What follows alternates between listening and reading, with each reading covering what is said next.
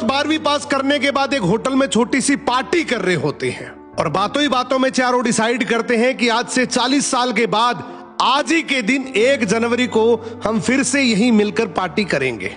और हाँ, जो सबसे आखिर में आएगा सबका बिल वही पे करेगा। होटल का वेटर भी ये सब देख रहा था। कहने लगा 40 साल बाद अगर मैं भी यहीं रहा तो आपकी ये पार्टी जरूर देखूंगा।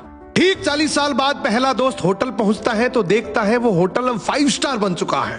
अब वहां पर सब कुछ बदल चुका है। तो एक शख्स उसे पहचान जाता है और कहता है सर बैठिए, मैं आपको पहचान गया, मैं वही वेटर हूं जो अब इस होटल का मालिक बन चुका हूं। वो कहता है क्या बात है। इतने में दूसरा दोस्त आ जाता है।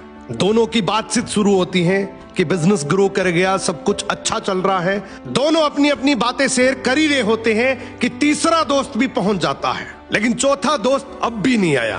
तो जो सेठ होता है वो कहता है आप ऑर्डर कीजिए, मेन्यू में खाना वगैरह सेलेक्ट कीजिए, इतने में आपका दोस्त भी आ जाएगा। अब खाना भी लग गया। वेट करते करते काफी देर हो गई। उदास मन से ये तीनों दोस्त डिनर शुरू कर देते हैं। तीनों ने डिनर कर भी लिया, लेकिन चौथा दोस्त अब भी नहीं आया। अब जब बिल देने की बारी आती है तो कहते हैं कि विकास तो शायद बहुत बड़ा आदमी बन गया, हम सबको इग्नोर कर रहा है, चलो हम ही बिल पे कर देते हैं। जैसे ही बिल पे करने के लिए काउंटर पे पहुंचे तो काउंटर का मैनेजर बोला आपका बिल तो ऑलरेडी पे हो चुका है। अब तीनों अपने चौथे दोस्त के ना आने की शिकायत करते करते होटल से बाहर निकले ही थे कि तभी एक सरकारी गाड़ी वहां आकर रुकती है। उसमें से एक लड़का उतरता है और तीनों के पैर छूते हुए कहता है मेरे पापा टीचर बन गए थे, मुझे कलेक्टर बनाने के काबिल कर दिया, लेकिन अफसोस मेरे पापा आज से 1 महीने पहले ये दुनिया छोड़कर चले गए। उन्होंने आखिरी वक्त में आपके इस वादे के बारे में मुझे बताया था और कहा था कि जब तीनों पार्टी खत्म कर ले तो उसके बाद तू वहां जाना और पेमेंट वगैरह कर देना। लड़का हाथ जोड़कर बोला मेरे पापा अब इस दुनिया में नहीं रहे, उनका वादा पूरा करने के लिए मैं आया हूं।